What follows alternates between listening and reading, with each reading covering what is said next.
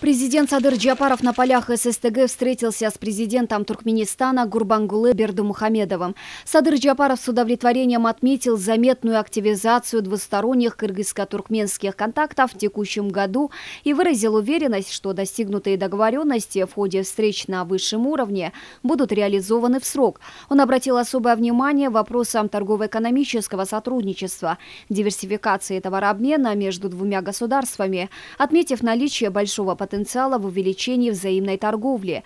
Президент Садыр Джапаров подтвердил готовность кыргызской стороны принять все меры для дальнейшего укрепления и развития двустороннего сотрудничества, а также взаимодействия в рамках международных организаций. Президент Туркменистана, в свою очередь, отметил поступательное развитие двустороннего сотрудничества и выразил заинтересованность в наращивании взаимодействия с Кыргызстаном как в двустороннем, так и многостороннем форматах.